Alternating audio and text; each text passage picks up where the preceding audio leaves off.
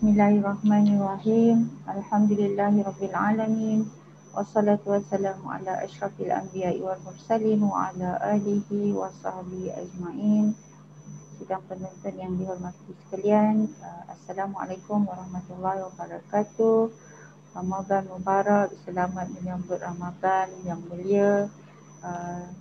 Selamat berpuasa dan selamat melakukan ibadah, berbagai ibadah di bulan yang mulia ini. Jadi pada hari ini insya-Allah saya akan membincangkan 4 potong ayat daripada surah Ibrahim dalam juzuk ke-13, surah yang ke-14, ayat 24 sehingga ayat 27. Ya. Jadi sebelum kita meneliti bertadabbur kepada makna ayat, baiklah kita pendengarkan dulu ayat daripada surah Ibrahim. A'udzu billahi minasyaitonir rajim. Bismillahirrahmanirrahim. Alam tara kaifa daraballahu mathalan kalimatan thayyibatan ka syajaratin thayyibatin asluha thabitun wa far'uha fis sama' tu'ti ukulaha kulla hinum bi'izni rabbiha wa yadribullahu al-amthala lin-nasi la'allahum yatadhakkarun. Wa mathalu kalimatin khabithatin kasyajaratin khabithatin ijtuthat min fawqil ardi ma laha min qarar. Yuthabbitullahu alladhina amanu bil qawli tsabiti fil hayati dunya wa fil akhirah wa yudhillullahu adh-dhalimina wa yaf'alullahu ma yasha'. Sadaqallahul azim. Maksudnya, tidakkah kamu perhatikan bagaimana Allah membuat perumpamaan kalimat yang baik seperti pohon yang baik, akarnya teguh dan cabangnya menjulang ke langit. Pohon itu memberikan buahnya pada setiap musim dengan izin Tuhannya. Allah membuat perumpamaan itu untuk manusia supaya mereka selalu ingat. Dan perumpamaan kalimat yang buruk seperti pohon yang buruk yang telah dicabut dengan akar-akarnya dari permukaan bumi, tidak dapat tegak sedikit pun. Allah menetapkan pendirian orang yang beriman dengan kalimah yang teguh dalam kehidupan dunia dan akhirat. Dan Allah menyesatkan orang yang berlaku zalim kepada diri mereka sendiri. Dan Allah Maha berkuasa melakukan apa yang dikehendakinya. Jadi saya memang saya telah diminta untuk memilih salah satu ayat, bahagian daripada ayat daripada salah satu juzuk di dalam Al-Quran, ya, dan saya dipertanggungjawabkan untuk membincangkan ayat dalam surah Ibrahim. Ya. Ada 3 surah sebenarnya dalam juzuk ke-13 ni, dan saya pilih ayat ini. Kenapa? Kerana maknanya yang zahir dan juga maknanya yang tersembunyi di sebalik ayat ini. Istilah yang memberi menarik perhatian saya bila saya memilih ayat ini ialah istilah kalimatan thayyibatan, kalimah yang baik. Apakah maksudnya kalimah yang baik itu? Jadi saya pilih ayat ini pertamanya kerana pada hari ini kita sentiasa terdedah dengan media sosial, ya. Dan kita banyak berinteraksi melalui alam maya. Sekarang pun kita dah terbiasa mendengar istilah keyboard warrior. Ada ramai keyboard warrior. Jadi ini salah satu sebab kenapa saya memilih ayat ini, selain daripada pengertiannya yang sangat istimewa yang tersembunyi daripada ayat ini. Maksudnya ada kisah di sebalik ayat ini, ya. Jadi pertamanya bila kita melihat kepada maksud ayat yang saya bacakan tadi, ya, Allah memberi perumpamaan kepada kita tentang bagaimanakah peranan kalimat yang baik itu kepada manusia, ya. Dan yang pertama yang saya ingin jelaskan di sini, mengapakah dalam sebahagian daripada ayat-ayat Al-Quran Allah menggunakan perumpamaan. Ya. Ini sangat menarik sekali. Kadang-kadang bila kita berbicara dengan sahabat-sahabat kita ataupun terutama dengan orang tua-tua kan, mereka selalu memberikan perumpamaan. Jadi bila kita tidak dapat memahami perumpamaan tersebut, kadang-kadang kita bertanya ataupun kadang-kadang kita berfikir sendiri apa yang dimaksudkan daripada perumpamaan tersebut. Begitulah Allah memberikan bahasa yang digunakan oleh Allah ataupun kaedah yang digunakan Allah untuk berbicara dengan kita sebagai salah satu daripada kaedah di dalam Al-Quran ni, menggunakan perumpamaan supaya pada masa yang sama kita punya otak kita ni berjalan. Apa sebenarnya yang cuba Allah sampaikan ni. Jadi pada masa tu dia ada satu proses yang dipanggil proses penakulan. Proses penakulan sebab Al-Quran ni dijadikan untuk orang-orang yang berfikir, ya. Tapi bila kita baca ayat ni kita fikir kenapa Allah gunakan perumpamaan kalimah yang baik itu seperti pokok, seperti sebatang pohon. Dia kata seperti sebatang pohon yang baik, akar yang teguh, cabangnya menjulang ke langit. Perkataan yang baik tu macam mana sifat dia? Apakah dia perkataan yang baik tu? Apakah kriteria ataupun karakter sebuah pohon yang baik itu? Dan kenapa Allah menggunakan perumpamaan ini? Kenapa Allah tak cakap secara direct, secara langsung kepada kita supaya kita memahami apa yang dimaksudkan, ya. Jadi inilah salah satu kekuatan ataupun mukjizat di dalam Al-Quran, ya, yang mana Allah selalu menggunakan perumpamaan daripada ayat-ayat yang secara zahir ni supaya kita mengambil pelajaran, ya. Atau dalam istilah dia yang lain, ya, kita membaca kitab yang maktub, kitab yang tertulis ini dan memahaminya melalui kitab yang maktub, Al-Kitabul Maktub, kitab yang terbuka. Apa itu kitab yang terbuka? Iaitulah alam seluruhnya. Jadi bila kita melihat teks ataupun kita membaca teks Al-Quran tu, kita juga melihat alam ni kan apa saja dalam ini bagi kita memahami maksud sebenar Al-Quran. Jadi begitulah Allah berbicara dengan kita, ya. Istilah yang digunakan Al-Kitabul Maktub wal Kitabul Maktub. Semua ini adalah ayat ataupun dalil, sama ada yang tertulis maupun yang terzahir di dalam alam ini. Jadi kalimah yang baik itu, cuba kita bayangkan kalimah yang baik itu seumpama sebatang pokok. Kadang-kadang kita tengok sebatang pokok tu, kalau hari panas ya, kita pun nak cari pokok, duduk bawah pokok kan. Katakan kita sedang menunggu seseorang, kita cari tempat untuk berteduh kan. Ataupun kalau hujan, ya. Tapi kalau hujan pun kadang-kadang kita takut juga nak duduk di bawah pokok, ya. Mana tahu kalau pokok tu dahannya tak kukuh, ya. Batangnya tak kukuh, akarnya dah reput, ya. Macam kita tengok sekarang ni, kalau hujan sikit ada banyak pokok yang tumbang kerana akarnya tidak lagi kuat mencengkam tanah, ya. Tapi Allah berimpaan orang-orang mukmin ni, dia satu pokok yang baik yang dia rimbun, ya. Dahan dia kuat, ya. Daun-daun dia banyak, dia rimbun, ya. Kita boleh bayangkan, ya. Kita bayangkan dalam jenis kita, pokok yang rimbun, daun-daunnya banyak, ya. Kemudian batang dia tegap, besar, kan. Dan kita rasa confident nak duduk di bawah pokok tu, ya. Kemudian apa lagi kalau kita nak sebutkan tentang hasil yang ada di dalam pokok tu, ya, mungkin buah-buahan yang ada pada pokok tu, ya.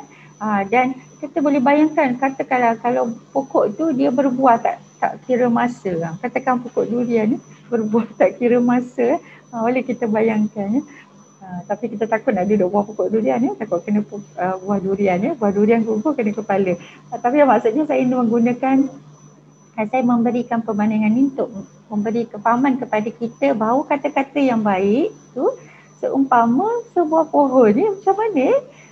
Jadi sebenarnya bila kita merujuk kepada maksud ayat ini, saya merujuk kepada tafsir Ibn Kathir, rupanya ada kisah lain di sebalik ayat ini. Bagaimana pada ketika Rasulullah dan para sahabat duduk bersama kan. Ada 2-3 hadis lah sebenarnya yang meriwayatkan tentang mungkin tidak secara langsung tentang ayat ini, tapi bila para mufassir Ibn Kathir terutamanya mentafsirkan ayat ini, maka dia pun merujuk kepada hadis-hadis yang seumpamanya menerangkan tentang apakah yang dimaksudkan dengan pokok kalimah yang baik. Kalimah yang baik seperti seumpama sebatang pokok itu. Jadi dalam satu hadis diceritakan bahawa Rasulullah SAW duduk bersama dengan para sahabat kan. Kemudian Rasulullah seolah-olahnya berteka-teki dengan para sahabat diriwayatkan bahawa satu ketika Imam Bukhari mengatakan telah menceritakan kepada kami Ubaid ibn Ismail dari Abu Usama, dari Ubaidah, dari Nafi', dari Ibnu Umar mengatakan ketika kami sedang bersama Rasulullah SAW, beliau bersabda, maksudnya Rasulullah bercakap, ceritakanlah kepadaku tentang pohon yang menyerupai seorang Muslim. Dia tidak pernah rontok daunnya, daun dia ribun, tak gugur, baik di musim panas maupun di musim dingin. Pokok ni daun dia tak gugur so tak ada autumn lah dan dia mengeluarkan buah pada setiap musim dengan seizin Tuhannya. Dia tak pokok macam ni daun dia ada je, kemudian dia keluarkan buah tak ikut musim. Ibnu Umar mengatakan, lalu terdetik di dalam hatiku jawapan yang mengatakan bahawa pokok itu adalah pokok kurma. Tetapi apabila aku melihat Abu Bakar dan Umar tidak bicara, maka aku merasa segan untuk mengemukakannya. Saya mereka tidak menjawab sepatah kata pun, bersabda Rasulullah SAW, pohon tersebut adalah pohon kurma. Jadi ada lagi lah sedikit lagi daripada hadis, cuma dia menceritakan tentang situasi yang berbeza pula lah, ataupun yang mungkin tidak begitu berkaitan dengan perbincangan kita pada ni. Jadi apa yang saya nak sebutkan di sini ialah Rasulullah pun pernah membuatkan perbandingan ini. Dia bertanya pada para sahabat, macam orang Muslim ni macam satu pokok tu dia daun dia banyak kan, dia tak pernah gugur daun dia, musim panas ke musim sejuk ke, dan dia buah dia tu tak ada musim lah, sepanjang tahun dia berbuah. Jadi para sahabat pun berteka-teki, hanya apa agaknya dekat ni, dan orang sahabat menyebutkan pohon kurma. Ataupun Rasulullah kata pohon kurma. Dalam satu riwayat lain kata ada seorang sahabat kata itu pokok kurma, dan Rasulullah membenarkan. Kenapa pohon kurma? Menarik juga.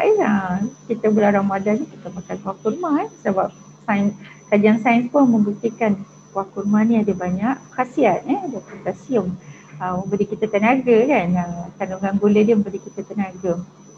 Cuma apa yang saya nak sebutkan di sini bahawa tafsir Ibn Katsir merujuk kepada bagaimana sifat seorang Muslim itu seumpama sebuah pohon, dan mungkin kalau boleh dibandingkan ialah pohon kurma. Pohon kurma tu dia banyak manfaat kepada manusia. Daun dia tak pernah gugur kan, boleh jadi dahan dia pun kukuh, akar dia pun kukuh. Jadi pokok kurma ni walaupun baru-baru ni saya ada terbaca ada seorang petani lah ataupun peladang, saya ingat di Kelantan, yang menanam pokok kurma dan dia berjaya. Tapi sebenarnya pokok kurma ni dia hidup di kawasan berpasir. Kalau kita sebut pasir ni kita boleh faham lah, pasir kan terutama kalau di negara Arab kan, pasir dia macam mana. Tapi bayangkan bagaimana kukuhnya akar dia boleh mencengkam di dalam pasir tu sehingga dia jadi tegap, dan pokok dia tegak, pokok dia tegak, batang dia tegak. Dia tidaklah macam pokok di Malaysia ni bercabang-cabang. Macam pokok durian juga kan, batang dia tegak menjulang ke atas. Cuma pokok kurma ni dia pokok dari jenis palma, jadi batang dia besar dan tegap dan akar dia mencekam. Dan buah dia semakin lama dia semakin tinggi, tapi semakin lama buah dia semakin bagus, semakin hebat. Dia boleh berbuah. Saya baca juga tentang pokok kurma ni, dia boleh berbuah sehingga ke 100 tahun sebenarnya, 80 ke 100 tahun. Dan pada umur dia 13 tahun tu dia mengeluarkan buah yang sangat banyak. Jadi bayangkanlah 13 ke hingga 80 tahun ni dia boleh mengeluarkan buah yang sangat banyak dan banyak manfaat lah. Sebenarnya saya mengkaji juga, pokok kurma ni bukan saja buah dia, biji kurma, bahkan batang dia, bahkan daun dia tu sangat bermanfaat. Jadi apa sebenarnya yang cuba disampaikan melalui perumpamaan ini? perumpamaan ini sebenarnya cuba untuk memberitahu kepada kita bahawa manusia yang berpegang kepada kalimah yang baik. Tu kalimah yang baik tu, kalimah thayyibah itu samalah seperti pokok kurma. Pokok kurma, pokok yang yang memberi manfaat kepada manusia. Tapi apakah kalimah yang baik itu? What is kalimatun thayyibatun? Apa itu kalimah yang baik? Jadi sebenarnya kalimah yang baik ditafsirkan oleh Ibn Katsir sebenarnya ialah kalimah tauhid. Ayat ini menceritakan tentang memberi perumpamaan tentang seorang mukmin yang percaya kepada, yang beriman kepada tauhid, berakidahkan tauhid. Jadi kalimatan thayyibatan itu merujuk kepada kalimah tauhid yang tertanam di dalam diri seorang mukmin. Maknanya kita boleh reflekslah kepada diri kita balik sejauh mana kita berpegang, beramal, berpegang, memahami, beramal, kan? Dan menghayati tauhid di dalam diri kita. Kalau kukuh ataupun benar kefahaman itu pada diri kita, bagus peramalan itu dan penghayatan itu, maka kita ni seumpama sepohon pokok kurma yang kukuh diri kita tu, akidah kita tu kukuh. Bahkan bukan itu sahaja, malah kita juga memberi manfaat kepada orang lain. Itu yang cuba disampaikan melalui ayat ini. Jadi orang dan yang lebih menariknya Allah sebutkan di dalam ayat tu tadi, perbandingan yang Allah katakan, dia memberikan buah pada musim dengan izinnya, dan pokok ini dia menjulang ke langit, menjulang ke langit. Dan ini dalam ayat yang terakhir tu yang saya rasa menarik juga untuk kita fahami. Allah menetapkan pendirian orang yang beriman dengan kalimah yang teguh dalam kehidupan di dunia dan di akhirat. Sebab tu dia kukuh, sebab kepercayaan kita kepada tauhid itu menyebabkan kehidupan kita di dunia dan di akhirat itu percaya. Sebab keyakinan yang teguh kepada kalimah thayyibah itu tadi. Bahkan Allah juga ada juga hadis daripada sahabat yang diriwayatkan oleh para sahabat yang beri makna bahawa apabila kita ni berpegang kepada kalimah tauhid tu, maka secara tidak langsung sifat kita sebagai seorang mukmin itu akan sentiasa baik dan bertambah baik. Macam saya sebut tadi kan, pokok kurma tu dia boleh mengeluarkan buah dia sehingga berumur 80 tahun. Maknanya kita melakukan kebaikan, kemudian sedikit demi sedikit kebaikan tu akan bertambah. Macam buah, macam buah di pokok kurma tu, semakin tahun mengeluarkan hasil yang semakin baik, semakin banyak. Jadi apa yang menarik juga daripada perumpamaan tu, kalau kita tengokkan pokok ni, pokok dia bukan tanam dia besok dia terus besar kan. Dia akan ambil masa. Macam pokok kurma dikatakan setelah umur dia 8 ke 10 tahun baru dia boleh mengeluarkan hasil. Jadi macam tu lah juga kita manusia kan. Macam bila kita melakukan keyakinan kita kepada tauhid tu sedikit demi sedikit. Bila kita membaca, mendengar ceramah ataupun mendapatkan ilmu lah daripada mana-mana sumber kan.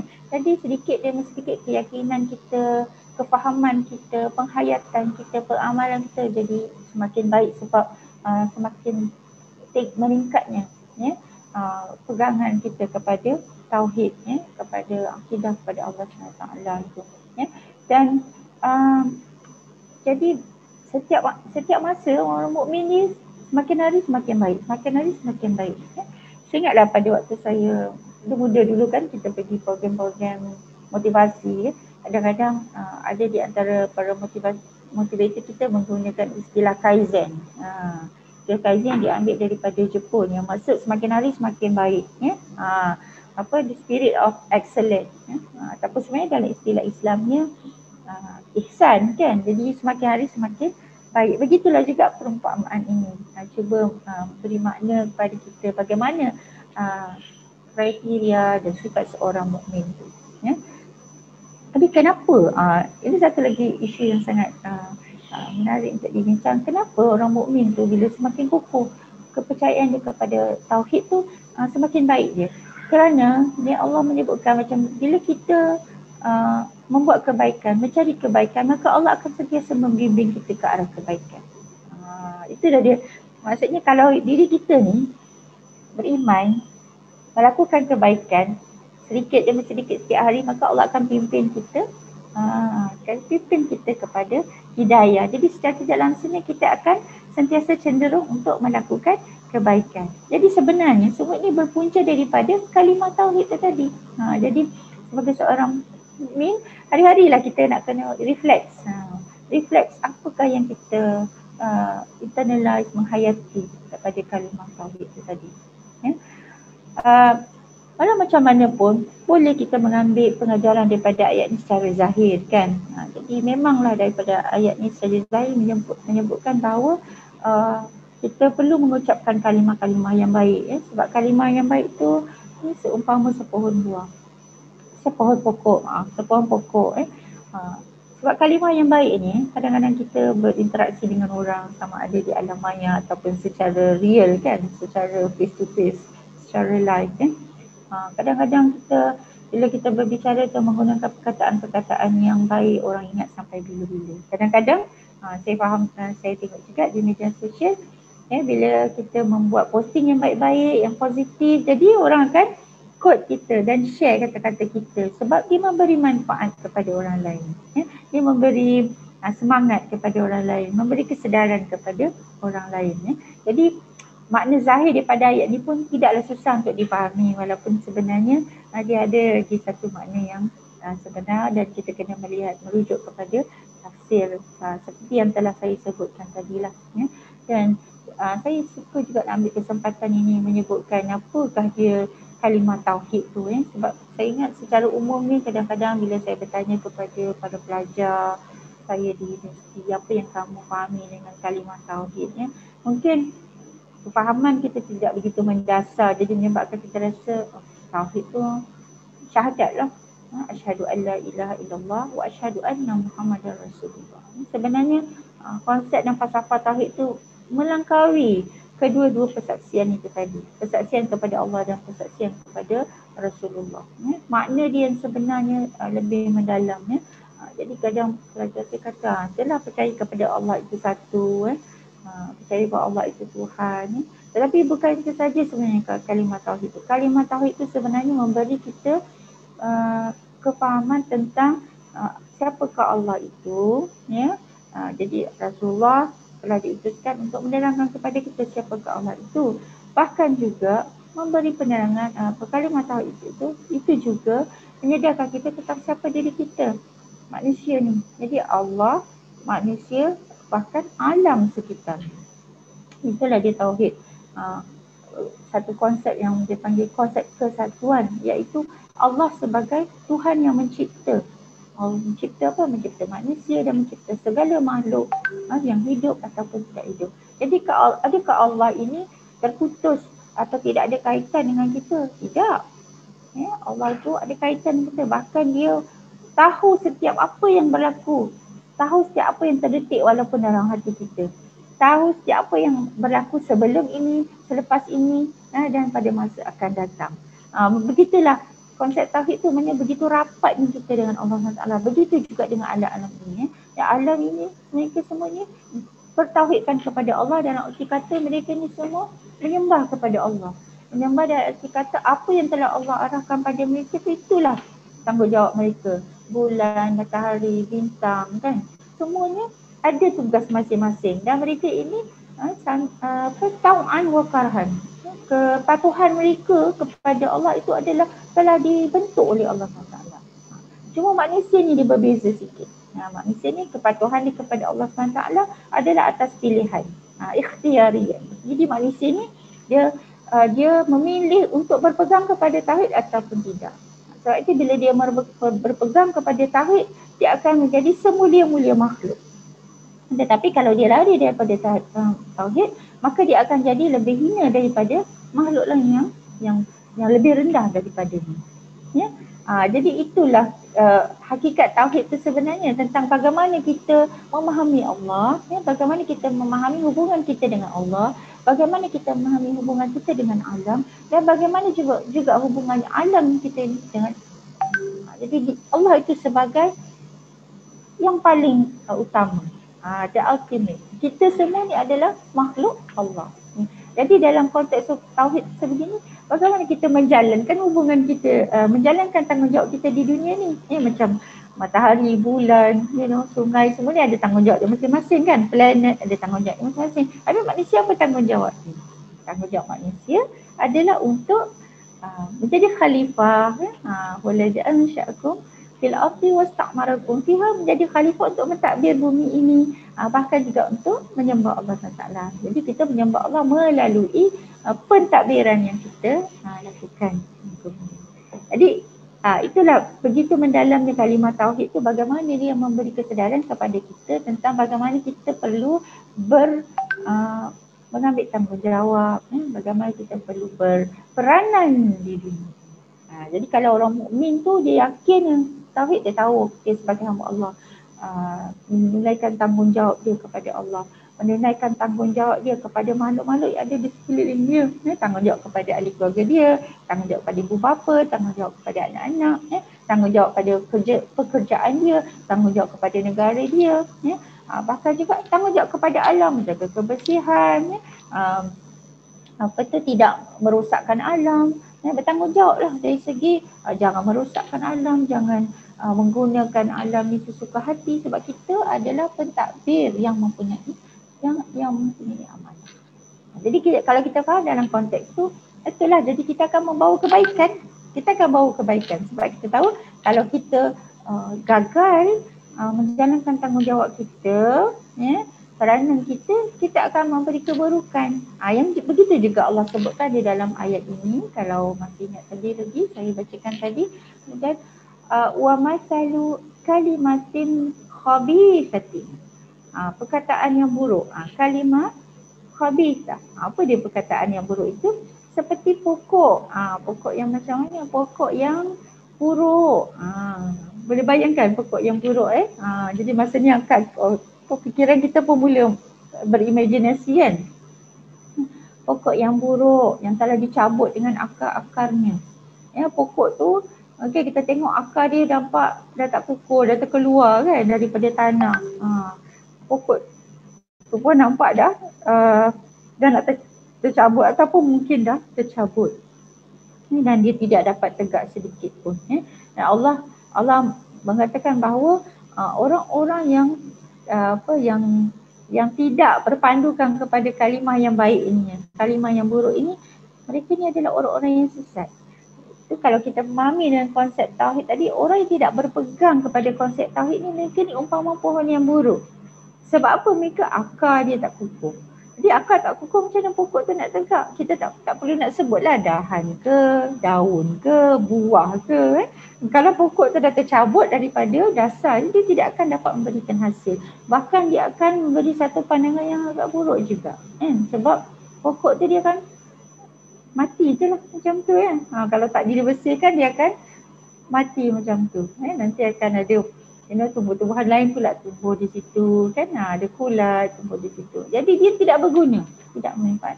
Bermakna Allah mengatakan bahawa orang yang tidak berpegang pada kalimah tauhid ini, dia adalah orang yang tidak memberi manfaat. Dia adalah seorang yang tidak akan memberi manfaat kepada diri dia sendiri, bahkan tidak memberi manfaat pun kepada sesiapa. Dia boleh ke melakukan kebaikan, kalau dia melakukan kebaikan setakat yang dia tumbuh sebagai pokok lah, tapi bila dia dah tercabut tu, dia tidak akan dapat melakukan kebaikan. Mungkin kalau dia pun kebaikan dia setakat fauna ataupun flora yang lain lah yang boleh tumbuh, ataupun kulat ataupun cendawan. Maksudnya nak kata bahawa seseorang yang tidak berpegang kepada tauhid, kalimah tauhid ni, dia ni tidak akan dibimbing. Itu sebenarnya dia tidak akan dibimbing.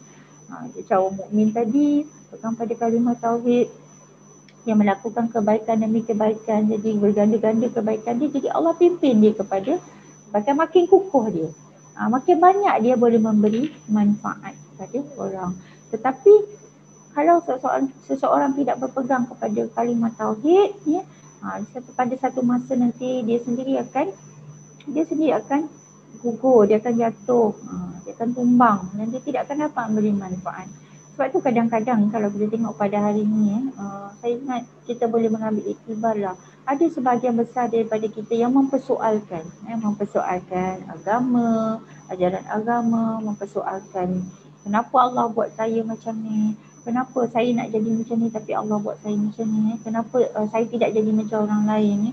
Tidak yakin dengan takdir Allah, tidak berpegang dengan tauhid, tidak berpegang dengan qada dan qadar Allah SWT. Jadi orang macam ni dia menyalahkan Allah SWT dan sampai satu ketika dia hilang kepercayaan kepada Allah. Dia hilang kepercayaan kepada Allah, tapi sebenarnya dalam keadaan itu dia berlaku zalim kepada diri dia. Sebab dia semakin jauh daripada kebaikan. Sebab dia tidak lagi berpandukan kepada kalimah yang baik. Dia macam pokok yang buruk tadi tu lah kan. Makin buruk. Begitu juga seorang Muslim ataupun seorang manusia lah yang tidak lagi berpegang kepada tauhid. Apatah lagi kalau dia ni seorang yang syirik, berpegang kepada ajaran yang salah, akidah yang sesat, ataupun seorang yang tidak cenderung mengeluarkan kata-kata yang baik lah.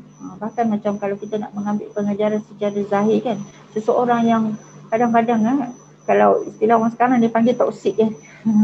Dia bila kita bertemu dengan dia tu, dia tidak ada ucapan-ucapan yang baik untuk disebut. Kalau kita tengok dekat media sosial tu, dia kerja dia asyik nak konfront aja, asyik nak mengatur orang aja, mengeluarkan perkataan yang tidak baik sahaja. Kan? Jadi macam ni kita nak mengambil manfaat daripada orang macam ni. Dia sebenarnya pokok pangkalnya adalah kalimah tauhid tu sendiri. Bila seseorang berpegang pada kalimah tauhid tu, berpegang kepada tauhid dia, secara Allah akan membimbing dia untuk menjadi lebih baik. Tapi kalau mungkin kita kena refleks dah. Kalau lah kita ni seorang yang tidak dapat memanfaatkan orang lain lah dari satu segi, kata-kata kita menyakitkan orang lain, dalam media sosial lah terutamanya. Kadang-kadang bila kita mengkritik tu, kita seolah-olah lupa kita menggunakan istilah lain kasar kepada sahabat kita sendiri, orang Islam sendiri kan. Kita mengutuk dia secara publik kan di dalam sosial.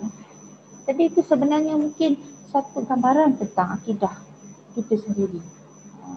Kita mengutuk orang ni sampai kita tak ingat bahawa itu satu perbuatan yang tidak Islamik lah. Tidak Islamik. Tak Islamik. Bukan sifat seorang Muslim tu dia menggunakan istilah-istilah yang buruk bila dia mencerita, atau bila dia tidak bersetuju dengan orang lain. Dia boleh tidak bersetuju tapi sepatutnya pemilihan kata-kata tu, tidaklah dia menggunakan istilah yang macam-macam lah. Saya ingat tuan-tuan perempuan sendiri boleh faham apa yang saya maksudkan, sebab kalau kita tengok di media sosial sekarang ni, setiap orang bebas berkata apa yang dia nak kata, sampai dia tak terfikir agaknya sebenarnya setiap perkataan dia tu akan digunakan, akan dipersembahkan balik kepada dia di hari akhirat ni. Jadi bukan tidak boleh bersetuju, boleh, tetapi biarlah kita menggunakan bahasa-bahasa yang baiklah. Jangan kita mencarut kan. Jangan kita cepat menghukum orang. Jadi semua nak jadi mufti, jadi qadhi belaka. Sampai mufti pun tak boleh nak buat apa dah. Sebab ramai sangat mufti di media sosial. Jadi begitulah sebenarnya bila Allah memberi perumpamaan di dalam Al-Quran. Dan saya nak sebutkan sikit lagi. Bila kenapa pokok tadi tu tercabut, sebab akar dia tu kan, akar dia dah tak kukuh. Dia tak ada dasar, dia dah jadi satu apa pun tak ada, amalan pun tak ada, kepercayaan pun kepercayaan dah sesat kan. Kepercayaan tu dah tak betul, mungkin bukan sesat lah tapi tidak betul, tidak berpegang kepada tauhid yang betul. Jadi akal pun dah tak kukuh, tercabut, apa lagi tidak dapat memanfaatkan orang secara secara berterusan lah, berbanding dengan sifat seorang mukmin. Jadi itulah daripada ayat ini saya ingat kita boleh mengambil pengajaran bahawa bagaimanakah kriteria seorang mukmin itu yang diberikan perumpamaan oleh Allah di dalam ayat ini supaya memberi galakan kepada kita, pertamanya untuk memahami tauhid dengan lebih jelas, ya. Dan insya-Allah moga-moga dengan kefahaman kita tu dia akan mendorong kita untuk melakukan kebaikan. Bila kita melakukan kebaikan, kita akan lebih cenderung untuk melakukan kebaikan. Jadi Allah akan memimpin kita, Allah akan bimbing kita untuk buat perkara yang baik saja. Kita pun akan jumpa dengan orang yang baik saja, sahabat-sahabat yang baik. Yang akan dapat sama-sama bekerja bersama-sama kita untuk melakukan kebaikan. Tapi kalau kita ada masalah dengan kefahaman kita terhadap tauhid tadi kan, mungkin kita cenderung untuk membuat perkara-perkara yang negatif sebab kita dah lupa kan tentang siapa diri kita sebenarnya, apa tanggungjawab kita, apa sebenarnya limitation kita sebagai makhluk, sebagai hamba Allah, sebagai da'i, sebagai khalifah kan.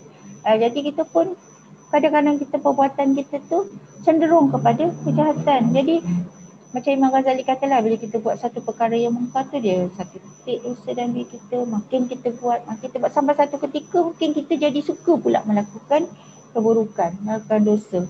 Jadi bila kita lari daripada kebaikan, jadi Allah pun tidaklah membimbing kita. Jadi bila akhirnya kita pun makin jauh daripada cahaya Islam, ya? Jadi itulah yang dapat saya kongsikan pada hari ini. Moga-moga kita semua dapat mengambil manfaat dan moga-moga Allah memberi petunjuk dan hidayah kepada kita di dalam mentadabbur ayat-ayatnya. Kerana sesungguhnya Al-Quran ni setiap kali kita membacanya, setiap kali kita merenung dan mentadabbur, kita akan mendapat pengetahuan, penghayatan yang baru yang insya-Allah akan lebih meningkatkan keimanan kita kepada Allah SWT. Saya ucapkan selamat berpuasa, selamat menjalani ibadah bulan Ramadan dan selamat berbuka. Wabillahi taufiq wal hidayah. Wassalamualaikum warahmatullahi wabarakatuh.